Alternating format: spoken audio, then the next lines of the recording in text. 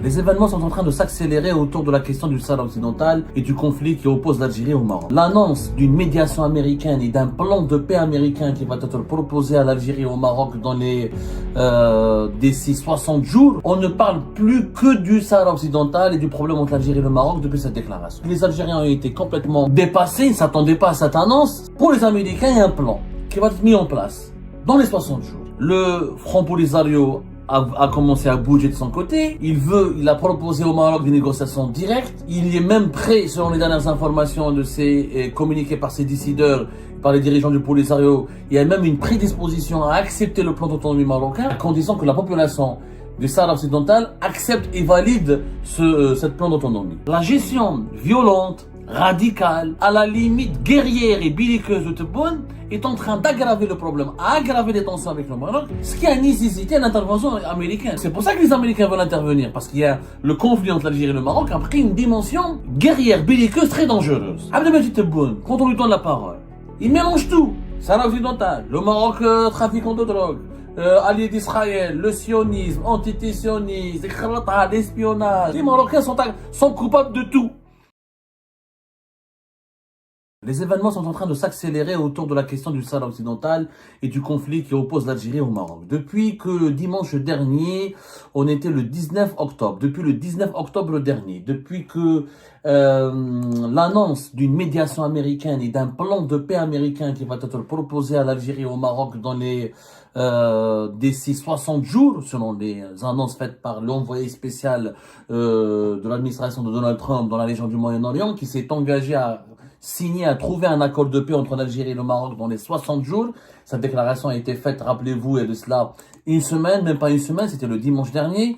On ne parle plus que du Sahara occidental et du problème entre l'Algérie et le Maroc depuis cette déclaration. On ne parle que de cela. Ça a été une véritable bombe qui a été lâchée par les Américains. Les Américains veulent régler le problème entre l'Algérie et le Maroc. Les Algériens ont été complètement dépassé, il ne s'attendait pas à cette annonce. C'était Steve Witkoff qui l'a annoncé, envoyé spécial pour le Moyen-Orient de Donald Trump. Il était à côté de Jared Kushner, qui était le négociateur, le beau-fils de Donald Trump, et son envoyé spécial dans la région du Moyen-Orient entre 2017 et 2020. C'est lui qui a négocié les accords d'Abraham de 2020. Jared Kushner, qui reste un lobbyiste important et un intervenant important dans la politique étrangère de Donald Trump dans le monde arabe et dans le monde musulman. Pour les Américains, il y a un plan qui va être mis en place dans les 60 jours. Le Front Polisario a commencé à bouger de son côté. Il a proposé au Maroc des négociations directes. Il est même prêt, selon les dernières informations communiquées par ses décideurs, par les dirigeants du Polisario, il y a même une prédisposition à accepter le plan d'autonomie marocain à condition qu'il y ait un référendum. C'est-à-dire à condition que la population du Sahara occidental accepte et valide ce plan d'autonomie, cette option de l'autonomie. Je pense on est en train de préparer une émission à part entière, on essaie en même de faire des interviews, etc. On va même essayer de solliciter des gens du Polisario et des gens et des experts ou des intervenants pour les autorités marocaines pour qu'ils nous expliquent qu'est-ce que c'est que cette autonomie et comment on peut résoudre le problème du Sahara occidental. Mais déjà, je voudrais vous inviter à une comparaison entre la différence qui existait, entre la différence qui oppose le régime Bouteflika et le régime Tebboune, entre la différence de la gestion de la question du Sahara occidental et du conflit avec le Maroc par l'ancien président Abdelaziz Bouteflika et par l'actuel président Abdelmajid Tebboune. Regardez comment, et vous allez comprendre tout ça, vous allez tirer vous-même les conclusions, que la gestion violente, radicale, très brutale, très agressif, à la limite guerrière et belliqueuse de Tebboune est en train d'aggraver le problème, à aggraver les tensions avec le Maroc, ce qui a nécessité l'intervention américaine. Parce que ce problème, les Américains ne lui accordaient pas beaucoup d'importance. Pour eux, le Sahara occidental, c'est un conflit tribal entre bédouins, entre deux pays sous-développés, l'Algérie et le Maroc. Pour eux, il n'avait aucune importance. Ils se positionnaient là-dessus, ils étaient d'accord avec le Maroc, ils sont pas pour la naissance d'un nouvel État dans la région. Le Maroc, c'est un allié ou un ami des États-Unis d'Amérique. Ça s'arrête là. Ça n'a pas empêché les États-Unis d'Amérique d'avoir de très bonnes relations et une très importante amitié avec l'Algérie. Le Sahara occidental n'a jamais obsédé l'administration Trump, l'administration américaine. L'administration Trump s'intéresse à ce conflit. Pourquoi? Parce qu'il y a l'Algérie et le Maroc. Parce qu'il y a la rupture des relations diplomatiques. depuis 2021, puisqu'il y a une course à l'armement, parce qu'il y a de nouveaux acteurs dans la région, la Chine, la Russie, la Turquie, qui essaient de souffler sur les braises et qui profitent de la rivalité entre l'Algérie et le Maroc pour placer leurs intérêts. Parce qu'une éventuelle guerre entre l'Algérie et le Maroc pourrait menacer la sécurité de l'Union européenne, des pays membres de l'OTAN qui se trouvent au sud de l'Europe, comme la France, comme l'Espagne surtout. Donc c'est pour ça que les Américains veulent intervenir, parce qu'il y a le conflit entre l'Algérie et le Maroc a pris une dimension guerrière, belliqueuse, très dangereuse. Regardez à l'époque de Bouteflika comment le régime algérien, comment Abdelaziz Bouteflika, il gérait la question du Sahara occidental. Je vous montre un discours qui a été prononcé par Abdelaziz Bouteflika sur la question du Sahara occidental et qui résume la manière avec laquelle Abdelaziz Bouteflika gérait le problème du Sahara occidental.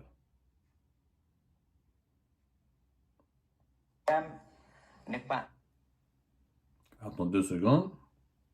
à l'instar des autres problèmes, n'est pas insoluble.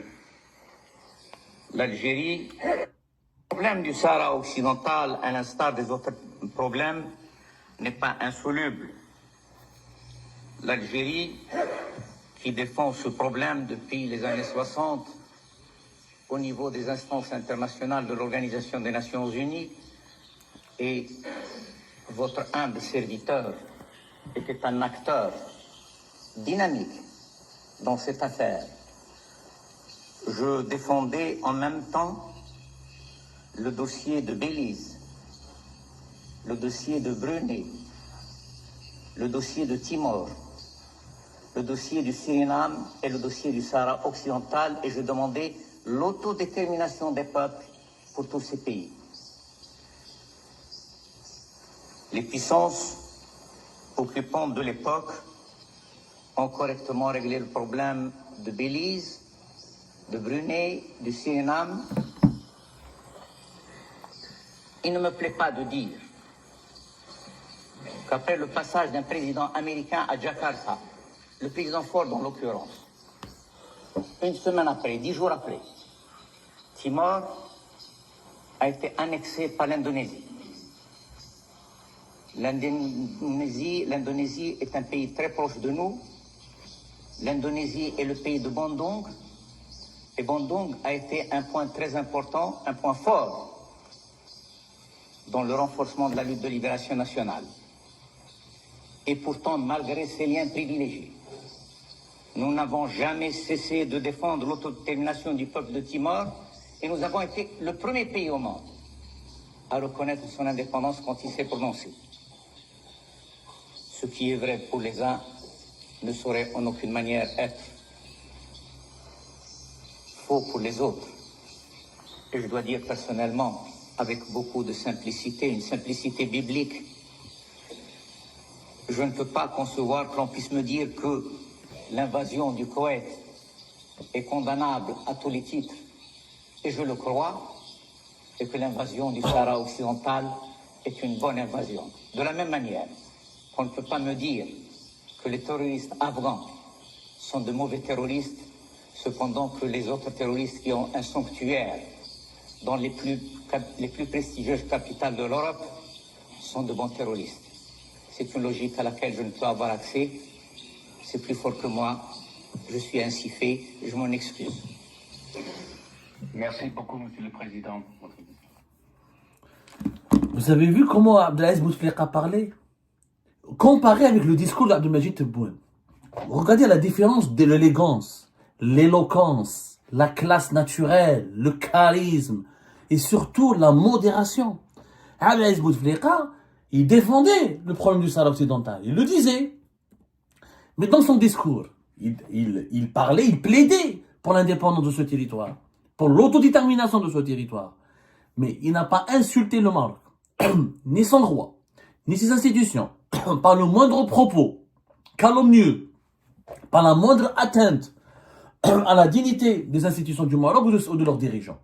Il se contente de défendre un principe, de proposer une solution qui lui semblait juste et qui semblait juste à la diplomatie algérienne et à la politique de l'État algérien, tout en donnant des arguments et des exemples. Il n'y a pas d'excès de colère, il n'y a pas d'excès de haine, il n'y a pas de marocophobie, il n'y a pas d'insultes ou de calomnies ou d'injures. Abdelmajid Tebboune, quand on lui donne la parole, il mélange tout. Sahara occidental, le Maroc trafiquant de drogue, allié d'Israël, le sionisme, antisionisme, l'espionnage, la menace contre la sécurité nationale. Les Marocains sont coupables de tout. Quand on entend Tebboune parler du Maroc, remarquez la différence de discours. Bien sûr, ni la même éloquence, ni la même classe, ni la même élégance, ça c'est pas un problème. Ni pas Bouteflika qui veut. C'est pas le même parcours, c'est pas la même formation, c'est pas les mêmes, c'est pas la même épaisseur des personnes. Chaque personnalité, Bouteflika il a une épaisseur. C'est pas le cas, c'est pas le même charisme, c'est pas un problème. Mais au moins, regardez les arguments de Tebboune. Des arguments populistes. Le Maroc est accusé de tout. Il y a pas uniquement, entre Bouteflika, à l'époque de Bouteflika, on n'avait qu'un seul problème avec le Maroc, c'était le Sahara occidental. Les relations diplomatiques n'ont jamais été rompues. Les liaisons aériennes n'ont jamais été rompues. Le vol Alger-Casablanca était maintenu. La Royal Air Maroc pouvait faire opérer des vols vers l'Algérie. L'Algérie opérait des vols vers le Maroc. Les frontières étaient fermées, mais les relations diplomatiques étaient maintenues. Les liaisons aériennes étaient maintenues. Les discussions entre les autorités des deux pays étaient maintenues. Il n'y a jamais eu de problème particulièrement grave, mis à part le Sahara occidental. Et la ligne de conduite était dans le respect, sans la provocation, dans la défense du droit international, dans la défense d'un principe, dans la proposition de solution pacifique. Il n'y avait pas de politique de marocophobie, comme on le voit aujourd'hui avec l'époque de Tebboune, avec le régime Tebboune. Tebboune, le Maroc est coupable de tout. Non mais Tebboune, il n'y a pas uniquement que le Sahara occidental. Les armes, les trafics, la drogue, l'alliance avec le Mossad, l'espionnage contre l'Algérie, les opposants algériens, c'est le Maroc. Même les feux de forêt, c'est le Maroc. Mais on en est même venu à dire que même les feux de forêt, même si l'Algérie est éliminée, les médias affiliés au régime algérien ont même prétendu que le Maroc serait à l'origine de l'élimination de l'équipe nationale de football dans certaines phases éliminatoires de la Coupe d'Afrique ou dans certaines compétitions africaines. Donc c'est devenu une maladie, une obsession. À l'époque de Tebboune, à l'époque d'Abdelaziz Bouteflika, à l'époque de Tebboune, c'est devenu une maladie, une obsession. À l'époque d'Abdelaziz Bouteflika, c'est une affaire politique qui est traitée avec beaucoup de calme et en étant totalement raisonnable. Ce discours, c'était en 2013. Bouteflika, regardez ce qui s'est passé après. C'était fin d'année 2013. C'était en octobre 2013. Non, c'était octobre 2013. C'était fin de l'année 2013. Abdelaziz Bouteflika a prononcé ce discours à Abuja. À Abuja, devant les participants de la conférence africaine de solidarité avec la cause sahraoui. Il a fait ses déclarations. Il a parlé de comment on peut tenter de résoudre ce problème du Sahara occidental, etc. Le Maroc a protesté contre le discours de Bouteflika. Légitimement, le Maroc considère le Sahara occidental comme une région de son territoire, comme une région intégrante de son territoire. Donc, il a dénoncé un acte de provocation directe à l'égard de l'intégrité territoriale du Maroc. Il y a eu des dénonciations et quelques jours plus tard, le plus exactement le 31 octobre 2013, alors que le discours a été prononcé vers le 29 ou 28 octobre 2013. Regardez ce qui s'est passé. C'est le Maroc qui a élevé son niveau de protestation, qui a élevé la voix, et après avoir dénoncé et protesté, il va rappeler son ambassadeur. Il a décidé de convoquer l'ambassadeur, de rappeler, c'est-à-dire qu'il va retirer momentanément l'ambassadeur marocain à Alger. Donc, il a annoncé le rappel de l'ambassadeur à Alger pour consultation, suite aux récentes déclarations du président Abdelaziz Bouteflika sur le Sahara occidental. Les autorités marocaines à l'époque, le ministère marocain des Affaires étrangères, il a publié un communiqué dans lequel il avait dit « Cette décision fait suite à la multiplication des actes de provocation et d'hostilité de l'Algérie, et plus particulièrement le discours lu au nom de Bouteflika lors d'une conférence sur le Sahara à Abuja. » Ce message du président algérien, au contenu volontairement provocateur et au terme foncièrement agressif, illustre une volonté délibérée d'escalade. C'est le Maroc qui a commencé à rappeler son ambassadeur, qui a retiré son ambassadeur. Me retirer pour reprendre la terminologie du régime Tebboune. Qu'est-ce que Bouteflika avait fait à l'époque? Il n'a pas répondu par l'insulte, ni par la calomnie, ni par la colère, ni par l'énervement. Au contraire, la diplomatie algérienne, Elle a calmé le jeu. Le ministère algérien des Affaires étrangères, il a appelé, je le cite, ses frères marocains à la retenue. Il a dénoncé le caractère irresponsable et inadmissible de leur décision, la décision de rappeler leur ambassadeur, et ça s'est arrêté là. Et la polémique, quelques mois plus tard, elle est passée inaperçue. L'ambassadeur du Maroc, il est revenu à Alger. Il n'y avait pas de tension, d'insultes, d'utilisation des médias, rupture de relations diplomatiques. Il n'y avait pas la télévision publique algérienne n'était pas mobilisée jour et nuit pour l'insulter et diffamer et dénigrer le Maroc. Non, c'est pas vrai. Non, ce n'est pas vrai. Ce n'était pas comme ça. Et pourtant, il y avait des tensions avec le Maroc.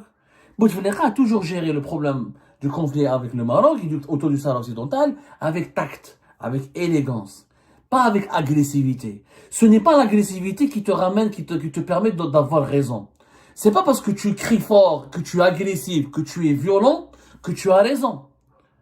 Et c'est ça la différence, et c'est ça le problème du régime Tebboune, c'est qu'il a tellement crié, il est devenu tellement violent, tellement agressif, qu'il a finalement arrangé les intérêts du Maroc en décidant de rompre les relations diplomatiques avec le Maroc, en fermant l'espace aérien, en imposant les visas aux Marocains, en diabolisant en permanence les Marocains et les Marocains chaque jour, en emprisonnant des Marocains qui vivaient en Algérie, qui ont été emprisonnés, accusés d'espionnage. À l'époque de Bouteflika, on n'a jamais connu ça. Le Maroc est devenu gentil.